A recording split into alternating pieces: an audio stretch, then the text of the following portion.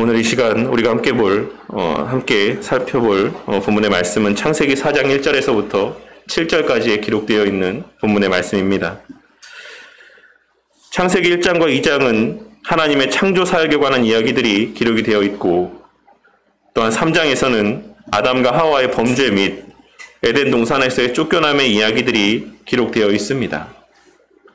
그리고 계속하여 이어지는 4장의 이야기는 그렇게 에덴 동산에서 쫓겨난 아담과 하와에게 허락하신 그의 첫 후손에 관한 이야기가 기록이 되어 있습니다.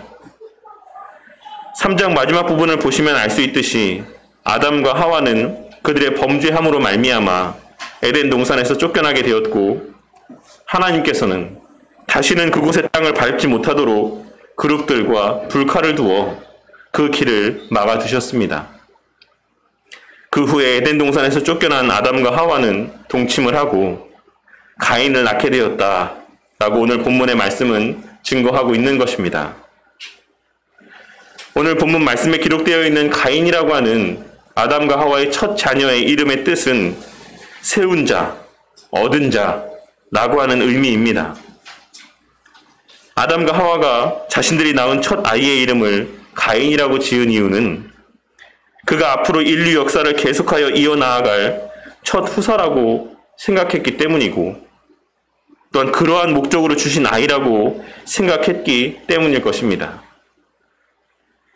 아담과 하와는 자신들이 하나님 앞에 범죄하여 에덴 동산에서 쫓겨났음에도 불구하고 하나님께서 자신들에게 이 가인이라고 하는 아들을 주셨다라고 하는 사실을 통해 생육하고 번성하여 땅에 충만하라고 하신 하나님의 그 명령이 여전히 유효하다라고 하는 사실을 깨닫게 되었을 것이고, 그 하나님의 명령이 여전히 유효하다라고 하는 사실로 말미암아 여전히 하나님께서 자신들의 삶 가운데 함께 하시고, 또한 자신들의 삶을 주장하여 주시고, 또한 주목하고 있으심에 대한 확신을 갖게 되었던 것입니다.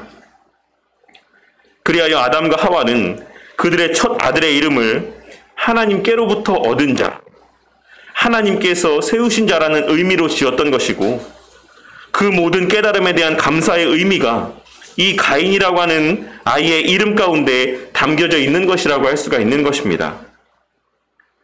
그리고 그렇기에 아담은 그렇게 얻은 아들을 바라보며 내가 여호와로 말미암아 득남하였다 라고 고백을 하고 있는 것입니다. 그리고 아담은 내가 여호와로 말미암아 득남하였다 라고 이야기를 하면서도 의도적으로 그 하나님을 의미하는 호칭을 언약을 신실하게 지키시는 하나님이심을 강조하는 여호와라는 이름으로 언급하고 있는 것이라 할 수 있는 것입니다.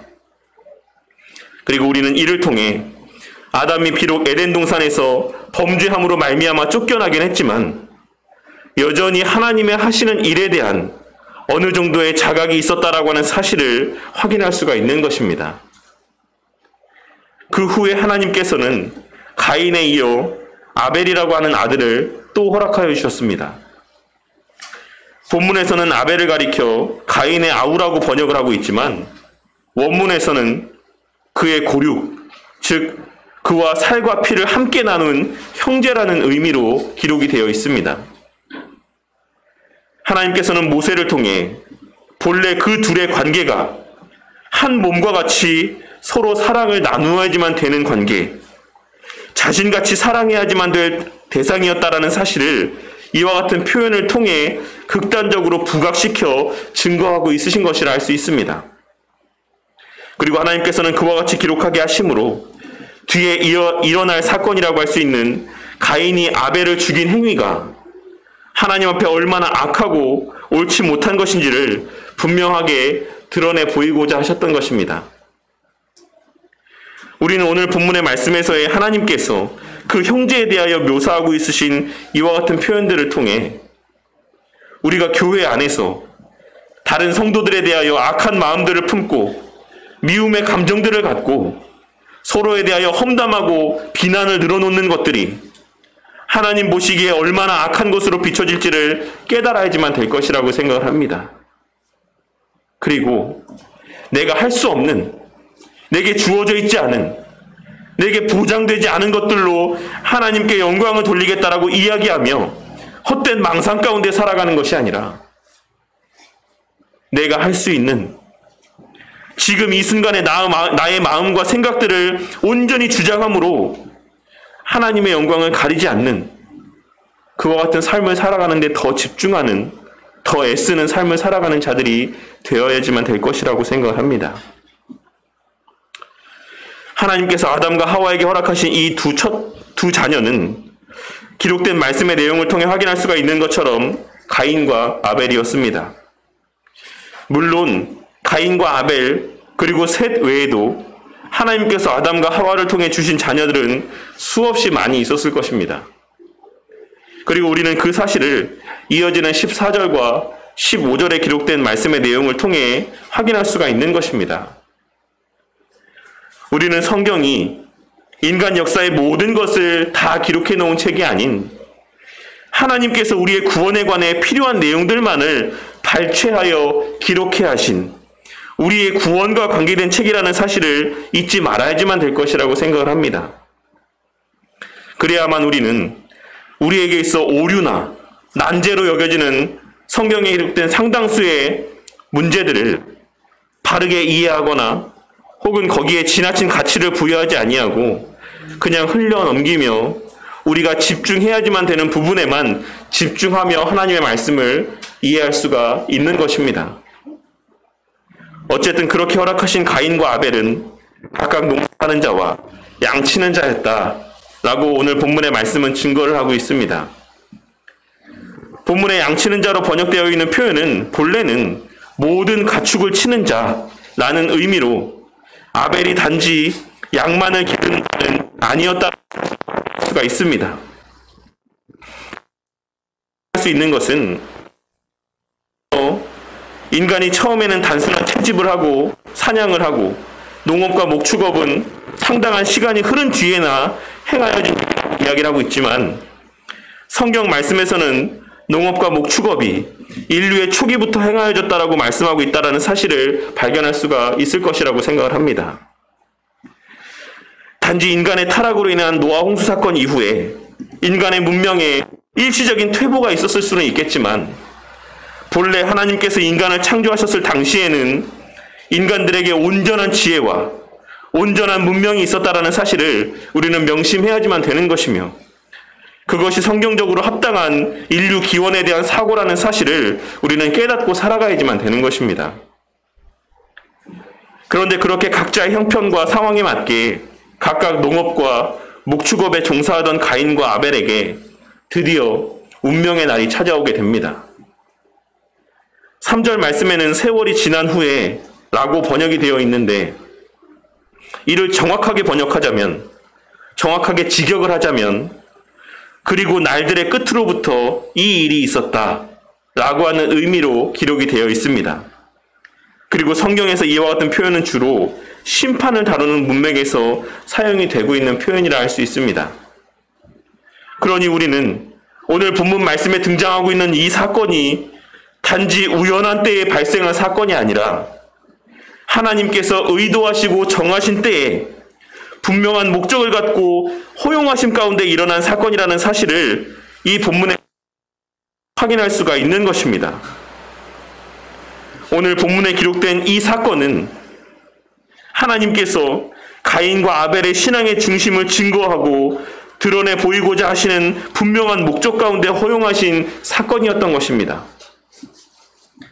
그리고 가인과 아벨의 신앙을 중심으로 또한 나타내 보여주고 있는 것, 가인과 아벨의 신앙의 중심을 나타내 보여주는 수단으로 등장하고 있는 것이 바로 예배였던 것입니다.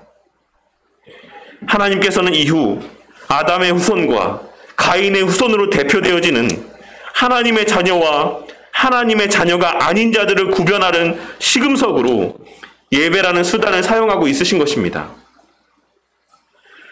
그래서 가인과 아벨은 각각 자기가 종사했던 생업의 소산물로 예배를 드렸다라고 오늘 본문 말씀은 기록하고 있습니다. 그렇게 가인은 땅의 소산으로 예배를 드렸고 아벨은 가축의 첫 새끼와 그 기름, 곧 가장 좋은 부위들로 예배를 드렸던 것입니다. 그런데 하나님께서는 가인의 예배는 받지 않으셨고 아벨의 예배는 받으셨다라고 오늘 본문 말씀은 증거하고 있는 것입니다. 그리고 그와 같은 하나님의 행위에 대하여 가인은 몹시 분하여 안색이 변하였다라고 성경 말씀은 증거하고 있습니다. 본문에 몹시 분하여라고 번역되어 있는 표현은 단지 화가 난 상태만을 의미하는 표현이 아닌 정상적인 상태에서 벗어난 매우 다양한 심적인 상태를 나타내는 의미의 표현입니다. 가인은 하나님께서 본인의 예배를 받아주지 않으신 것에 대하여 화가 나기도 했고 또 한편으로는 근심하기도 했으며 더 나아가 그 예배가 하나님께 연락된 아벨에 대한 극도의 시기와 질투의 마음들까지도 그 마음 가운데 생겨나게 되었다라는 사실을 이와 같은 표현을 통해 하나님께서는 증거하고 있으신 것입니다. 그리고 그러한 감정의 요동함은 그 스스로의 얼굴빛조차 조절할 수 없을 정도로 가인의 그 마음을 뒤흔들어 놓았던 것입니다. 우리는 이를 통해 가인이 그 자신이 하나님 앞에 준비한 예배에 대한 만족함과 자신감이 있었다라는 사실을 발견할 수가 있을 것입니다. 그는 스스로 보기에 나름 가장 최상의 것으로 최선을 다해 예배를 드렸다라고 스스로 자부하고 있었던 것입니다. 가인은 자신의 예배에 대하여 생각하기를 아벨의 것과 비교해 보았을 때 전혀 뒤처질 것이 없다라고 생각했거나 혹은 더 나은 모습의 예배였다라고 생각했을 것이 분명한 것입니다. 왜냐하면 그 스스로가 자신의 예배에 대하여 미진한 부분이 있었다라고 생각을 하고 있다면 하나님께서 아벨의 제사만을 받아주셨을 때 그것을 하나님의 탓으로 돌리는 것이 아닌 자신의 탓으로 돌렸을 것이 분명하기 때문인 것입니다. 하지만 가인은 스스로의 예배에 대하여 자신감과 자부심을 갖고 있었고 자신의 예배에 대한 그와 같은 자부심과 자만감들이 그것이 거절되었을 때 위와 같은 엄청난 감정의 변화로 나타나게 되고 표출되게 되었던 것입니다. 그에 대한 하나님의 말씀은 내가 분하여 함은 어찌됨이며 안색이 변함은 어찌됨이냐 라는 말씀이었습니다. 하나님의 이 말씀은 가인의 태도를 질책하시는 말씀인 동시에 그의 회개를 촉구하시는 하나님의 말씀이라고 할 수가 있습니다.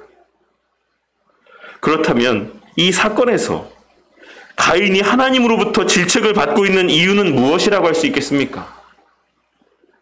더 나아가 하나님께서 그의 예배를 받아주시지 않은 것은 무엇 때문이라고 할 수가 있겠습니까?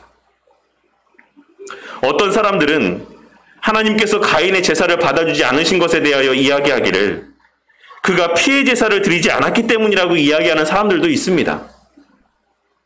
하지만 우리가 기억해야지만 되는 것은 제사의 방식에 대한 하나님의 그 규례의 말씀이라고 하는 것은 한참 뒤에야 전해진 것이다라는 사실을 우리는 깨달을 수 있어야지만 되는 것입니다. 지금 이 당시에는 제사에 관한 외적인 규례들이 전혀 전해지지 않았던 때였던 것입니다. 그렇기에 제사의 방법이나 형식 등에서 그 원인을 찾는 것은 합당한 접근이라고 할 수가 없는 것이다라고 할 수 있는 것입니다. 그리고 실제로 훗날 제사에 관한 규례가 증거된 이후에도 하나님께서는 곡식으로도 제사를 드릴 수 있게 하셨고 그와 같이 곡식으로 드리는 제사 또한 동물로 드리는 제사와 동일하게 온전히 흠양하여 주셨다는 사실을 우리는 기록된 말씀을 통해 확인할 수가 있는 것입니다.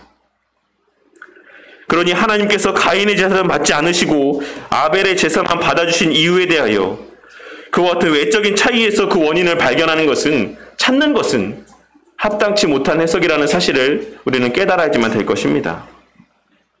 우리는 그들의 예배에 있어서의 차이점을 오직 성경의 말씀의 근거에서만 접근해야지만 되는 것이고 발견할 수 있어야지만 될 것이라고 생각을 합니다. 그렇기에 우리는 뒤에 이어지는 이 가인의 제사에 대한 하나님의 말씀과 또한 히브리서 11장 4절에 기록되어 있는 가인과 아벨의 제사에 관한 성경 말씀의 증거를 통해 그 원인을 발견할 수 있어야지만 되는 것입니다.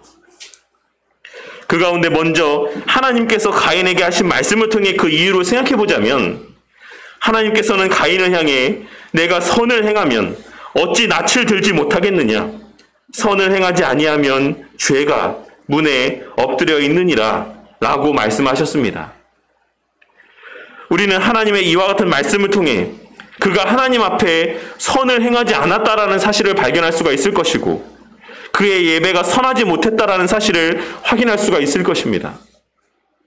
그리고 우리는 또한 하나님께서 위의 말씀 가운데 의도적으로 선과 죄라는 것을 대조적으로 말씀하고 있으신 것 또한 발견할 수 있어야지만 될 것입니다. 그러니 우리는 본문 가운데 죄로 번역된 표현의 의미를 통해서 하나님께서 말씀하고 있으신 선함의 의미가 무엇인지를 확인하고 발견할 수가 있는 것입니다. 본문 말씀에서의 죄라고 번역되어 있는 표현의 의미는 정해진 본래의 관역에서 벗어나다 라고 하는 의미입니다. 그러니 본문에 사용된 이 죄라고 하는 표현의 의미를 통해 본문 말씀에서의 선의 의미를 한번 생각해 보자면, 선은 정해진 관역에서 벗어나지 않는 것, 본래 정해진 목적에서 벗어나지 않는 삶을 살아가는 것, 그것이 바로 하나님께서 오늘 본문에서 말씀하고 있으신 선한 모습의 본질적인 의미라고 할 수가 있는 것입니다.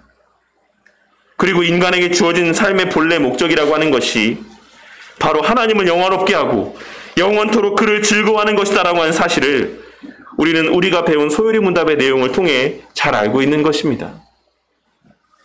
그러니 이러한 내용들을 근거로 본문의 말씀을 다시 한번 해석을 해보자면, 하나님께서는 지금 가인을 향해 내가 너의 본래 지음받은 목적대로 내게 영광을 돌리기를 원했다라고 한다면 어찌 낯을 들지 못하겠느냐, 내가 나에게만 영광을 돌리지 아니하면 다른 곳에 영광을 돌리고자 하는 유혹이 내 앞에서 너를 넘어뜨리기 위해 엎드려 있느니라 라는 의미의 말씀을 하고 있으신 것이다라고 할 수가 있는 것입니다.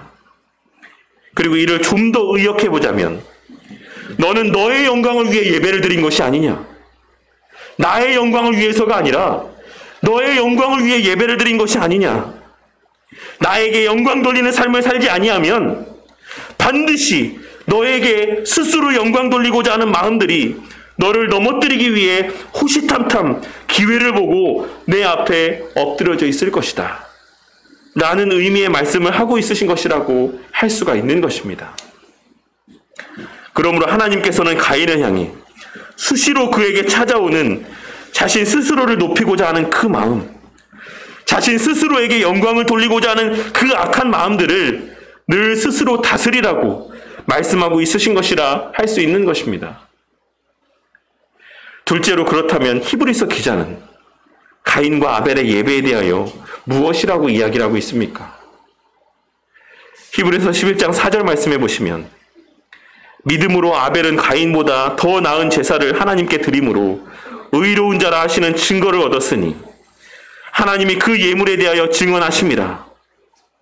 하나님이 그 예물에 대하여 증언하심이라. 그가 죽었으나 그 믿음으로써 지금도 말하느니라.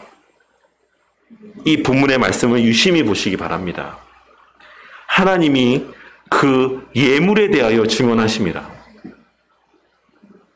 그 믿음으로써 지금도 말하느니라. 우리는 히브리서 11장 4절의 말씀을 통해 아벨이 믿음으로 더 나은 제사를 하나님께 드렸다라고 이야기하고 있는 것을 확인할 수가 있는 것이며, 하나님께서 그 예물에 대하여 그와 같이 말씀하셨다라고 기록하고 있는 것을 확인할 수가 있습니다.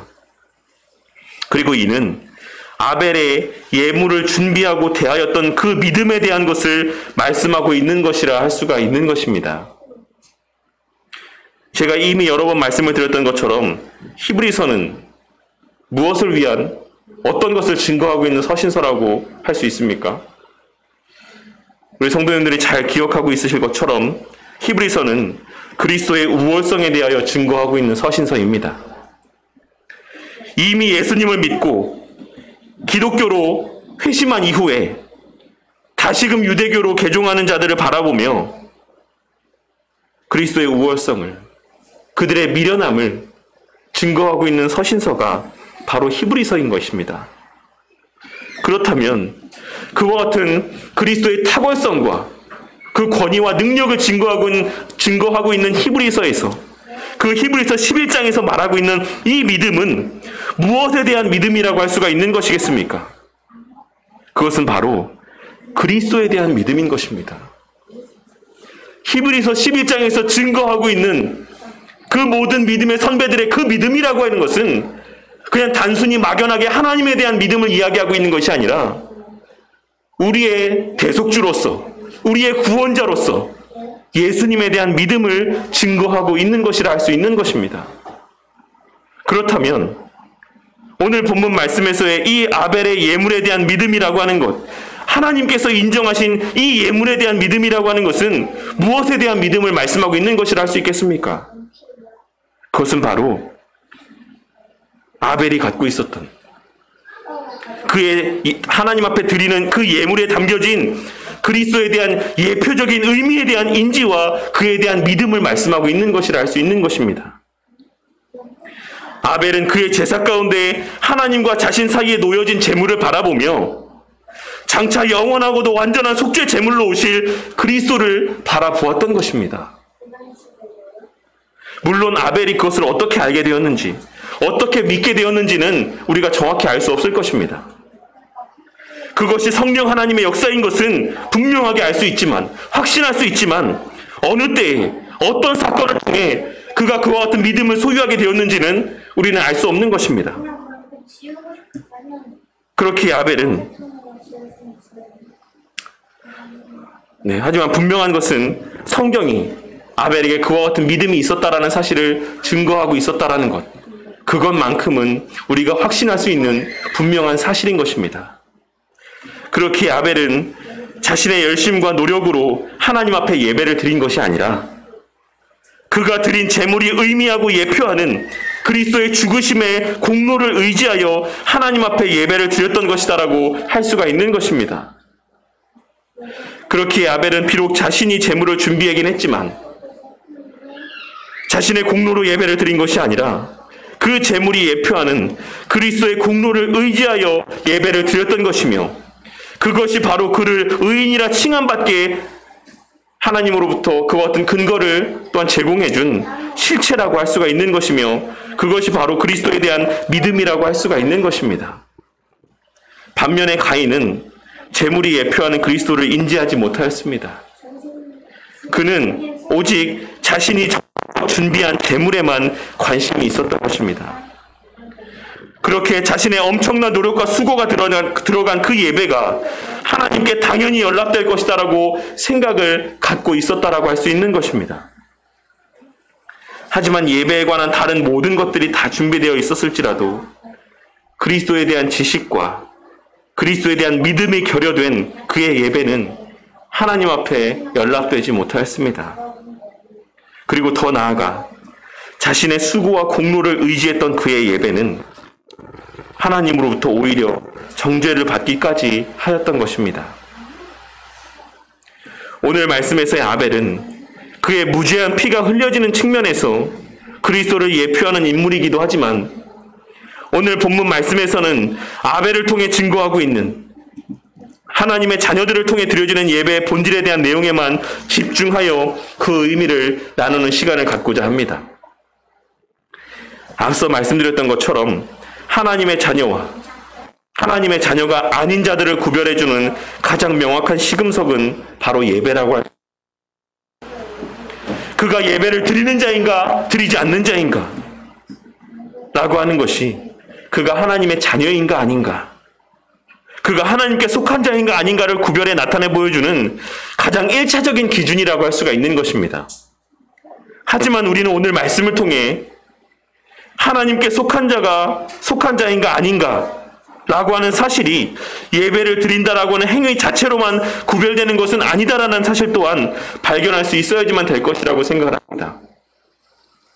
하나님께서는 오늘 이 시간 우리에게 들려주신 말씀을 통해 그의 예배가 하나님께서 받으시는 예배인가 아닌가, 그가 하나님 앞에 행하는 예배 행위가 하나님께 연락되는 예배의 모습인가 아닌가 라고 하는 사실 또한 그가 하나님께 속한 자인가 아닌가를 나타내 보여주는 하나의 중요한 기준이 된다라는 사실을 말씀하고 있으신 것입니다. 왜냐하면 하나님께 속하지 않은 자를 나타내는 가장 대표적인 표현 가운데 하나라고 할 수가 있는 가인의 후손이라고 하는 표현에서의 이 가인이라고 하는 사람은 오늘 말씀에서와 같이 예배를 드리지 않는 자가 아닌, 하나님을 모르는 자가 아닌, 하나님도 아는 자였고 예배도 드리는 자였기 때문인 것입니다. 그리고 그 예배도 그냥 그럭저럭의 예배가 아닌 누구보다 열심을 다해, 누구보다 최선을 다해 예배를 드렸던 자였다라고 하는 사실을 우리는 결코 간과하지 말아야지만 될 것입니다. 그러니 우리는 우리가 예배의 자리에 앉아있다라고 하는 사실 자체로 우리가 하나님께 속한 자다, 나는 구원받은 자다 라는 확신을 해서는 안 되는 것입니다. 그렇다면 오늘 말씀에서 하나님 앞에 그 예배가 연락되고 연락되지 않고의 기준은 어디에 있는 것이었습니까? 그것은 그가 무엇을 의지하여 예배의 자리로 나아가고 예배를 드리는 자였는가? 혹은 그가 어떤 마음으로 예배의 자리 가운데 나아가고 있었는가? 라는 사실을 통해 확인할 수가 있는 것입니다. 가인은 자신의 수고와 자신의 헌신을 의지하여 하나님 앞에 나아갔고 예배를 드렸습니다. 반면에 아벨은 그 제물에 담겨진 본질적인 의미, 즉 그리스도를 의지하여 하나님 앞에 그 그리스도에 대한 믿음으로 나아갔고 그리스도의 공로를 의지하여 하나님 앞에 예배를 드렸던 것입니다. 그리고 그 결과는 우리가 본문 말씀을 통해 확인한 그대로 하나님께서 가인의 예배는 받지 않으셨고 아벨의 예배를 받으셨던 모습으로 증거했던 것입니다. 우리는 우리가 여전히 죄 가운데 있다는 사실을 명심하고 우리가 하나님 앞에 드리는 그 어떤 행위도 본질적으로 아무리 작은 죄라 할지라도 그 죄와 함께 하실 수 없는 하나님께서 받으실 수 없는 더러운 것이라는 사실을 잊지 말아야지만 될 것이라고 생각합니다. 우리가 하나님 앞에 드리는 그 어떤 것도 그것이 우리의 모습을 통하는 순간, 우리의 행위를 통과하는 순간 우리 가운데 남아있는 죄성으로 말미암아 하나님께서 받으실 수 없는 더러운 것이 되고 만다라는 사실을 우리는 깨달을 수 있어야지만 되는 것입니다. 우리가 아직 영화의 단계 가운데 다다르지 않았기 때문에, 완전히 죄와 무관한 상태가 되지 않았기 때문에 우리를 통해 드려지는 그 어떤 행위도 하나님께서 받으실 만한 온전히 깨끗한 행위로 하나님 앞에 연락될 수가 없다라는 것입니다. 그렇기에 오직 우리 주 예수 그리스도의 십자가 보혈의 은혜로 하나님 앞에 나아가지 아니하면,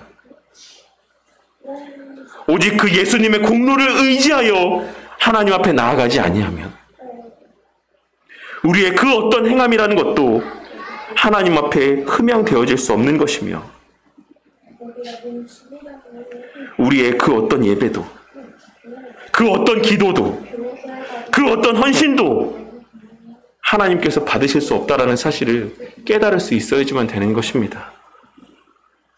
그러니 우리는 매 예배의 시간마다, 매 기도할 때마다, 우리의 모든 헌신마다 우리의 수고와 열심들을 바라보는 것이 아니라 그와 같은 헌신과 수고들을 나타내 보일 수 있도록, 하나님께서 흠양하실 수 있도록 우리의 그 부족과 연약을 가리워 주시는 우리 주의 보혈의 은혜 가운데 감사할 수 있어야지만 되는 것이며, 그 은혜를 자각하고 그와 같은 감사 가운데 하나님 앞에서의 헌신의 모습들을 나타내 보일 수 있어야지만 되는 것입니다. 그렇다면 우리는 오늘 이 시간 무엇에 의지하여 이 예배의 자리 가운데 발걸음하였습니까? 혹여라도 내가 정말 힘든 중에도, 모든 여건이 허락되지 않는 중에도 정말 남은 힘을 쥐어짜서 이 예배의 자리 가운데 나아왔다라고 하는 마음들을 품고 이 자리 가운데 발걸음한 분은 없으십니까? 주님 앞에 헌금을 함에 있어서도 내가 정말 힘들게 세상에서 일한 소득 가운데 정말 아끼고 아껴서 내가 귀하고 가치 있는 것을 하나님 앞에 드렸다. 그런 자부심 가운데 이 예배 자리 가운데 나오신 분은 없으십니까? 이 예배의 자리 가운데 앉아있다라고 해서 그 모두의 예배가 하나님 앞에 다 연락되는 것은 아니라는 사실을 깨닫고 명심하는 우리 모두가 되기를 바랍니다. 매 주일 한 주도 빠지지 않고 이 예배의 자리를 채우고 있었다라고 해서 나는 예배자다, 나는 하나님의 자녀다 라고 하는 착각 가운데 빠져 살지 마시기 바란다는 것입니다. 그렇다면 우리는 가인보다 나은 자라고 할 수 있겠습니까? 최소한 가인은 오늘 말씀에 기록된 내용에서 알 수 있는 것처럼 자신의 예배가 연락되지 않았다라는 사실은 인지하는 자였습니다. 그리고 그 사실에 대한 분함과 시기의 마음은 갖고 있었던 자였던 것입니다. 그리고 그 분노는 가인의 하나님 앞에서의 최선을 다한 열심에서 비롯되었다라는 사실을 우리는 오늘 말씀을 통해 잘 알 수 있는 것입니다. 우리 성도님들은 가인만큼의 인간적인 열심이라도 있으십니까? 우리의 신앙의 삶을 살아감에 있어서 적어도 가인만큼의 열심이라도 그 마음 가운데 품고 살아가는 모습들이 있으십니까? 내게 있어서 가장 귀한 것, 가장 소중한 것, 가장 많은 노력이 들어가는 것, 그것을 바쳐야겠다라는 마음조차 갖고 살아가는 모습들이 있냐는 것입니다. 그러니 어떤 의미에서는 우리는 영적으로나 육적으로나 모든 면에서 가인보다도 못한 삶을 살아가는 자들이라고도 할 수가 있는 것입니다. 오늘날에 살아가는 수많은 성도들이 내 예배가 연락되는 예배인가, 연락되지 않는 예배인가 라고 하는 사실에 대한 자각조차도 하지 못하고 살아가는 경우들을 어렵지 않게 보는 것입니다. 오늘날을 살아가는 수많은 사람들이 자신의 예배가 하나님 앞에 흠양되어질 것인지에 대한 아무런 관심도 기울이지 아니하고 그저 아무런 생각 없이 예배의 자리에 앉아있다 돌아가는 것을 보게 될 때가 많이 있는 것입니다. 하나님께서 그 예배를 받아주시기를 바라는 예배에 대한 가인과 같은 열정도 없고 뜨거움도 없고 아벨과 같은 그리스도의 십자가에 달려 죽으심에 대한 인지와 자각도 감사함도 없이 그저 몸만 왔다 갔다 하는 허울뿐인 예배자의 삶을 살아가고 있는 자들이 오늘날 이 시대 가운데 이 시간 예배가 드려지는 수많은 예배당 가운데 넘쳐나고 있는 것을 우리는 어렵지 않게 발견할 수 있다는 것입니다. 우리 모두에게 아벨과 같은 우리에게 허락하신 이 예배에 대한 예배의 특권에 대한 바른 깨달음과 자각이 늘 자리하고 있기를 바랍니다. 그리고 가인과 같이 예배를 준비하는 내 열심에 사로잡혀 예배에 최선을 다하는 내 헌신의 모습 가운데 사로잡혀 정작 내가 어떻게 이 예배의 자리 가운데 서 있을 수 있는 것인지 내가 무엇에 의지하여 이 예배를 드릴 수 있는 것인지에 대하여 생각하지도 못하고 그저 자신의 열심에만 가치를 두고 예배를 드리는 자들도 되지 않기를 바랍니다. 우리는 예배의 자리로 발걸음하며 우리를 이 예배의 자리로 인도하여 주시는 성령 하나님의 인도하심을 인지할 수 있어야지만 될 것이며 이 예배의 자리 가운데 설 수 있게 해주신 예수님의 십자가 보혈의 은혜 또한 그 능력 또한 인지할 수 있어야지만 될 것입니다. 예배자의 삶을 살 수 없었던 죄인들을 이 자리에 세워주시기 위해 무죄한 피를 흘리신 우리 예수님의 은혜를 기억하고 그에 감사하며 그 공로를 의지하여 예배를 드릴 수 있어야지만 된다는 것입니다. 우리 바른교회 성도님들은 이 예배의 자리 가운데서 우리를 위해 십자가에 달려 죽으신 우리 주 예수 그리스도를 바라볼 수 있게 되시기를 바랍니다. 이 예배의 자리에서 목사가 아닌 우리 주 예수 그리스도를 바라보게 되는 은혜가 있기를 바란다는 것입니다. 우리가 지금 이 시간 무엇 때문에 이 자리에 나와 예배를 드릴 수 있게 된 것입니까?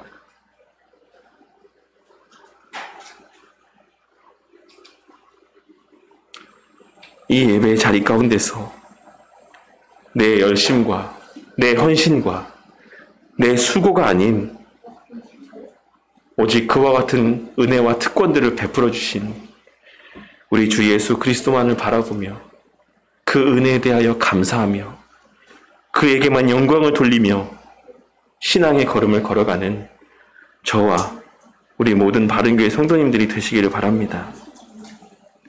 그리고 오늘 말씀에서와 같이 언제나 내 열심에 집중하게 하고자 하는 사단의 미혹이, 내 열심을 가치 있게 여기게 하고자 하는 사단의 미혹이 언제나 문 앞에 엎드러져 있는 것을 명심하고 부지불식간에 우리를 흔들고자 하는 그 교만의 죄를 다스릴 줄 아는 지혜로운 자들이 되시기를 바랍니다. 내가 예배를 드렸다. 내가 헌금을 했다. 내가 기도를 해서 이와 같은 일들이 이루어졌다. 라고 하는 착각 가운데 빠지게 되는 것이 아니라 하나님께서 아무런 가치 없는 나를 예배자로 세우시고 나를 통해 드려지는 그 예배를 기쁘게 흠양하여 주시고 나의 더러운 재물을 하나님의 귀한 역사 가운데 선용하여 주셨다. 그런 은혜를 누리게 해주셨다라고 고백하게 되는 은혜가 저와 우리 모든 성도님들에게 그 마음의 중심 가운데 자리하게 되기를 바란다는 것입니다. 그리하여 평생의 삶을 살아가는 동안 오늘의 이 말씀을 마음 가운데 깊이 새기고 오직 그리스도의 십자가 공로만을 의지하여 이 땅에서 우리의 숨이 붙어있는 동안에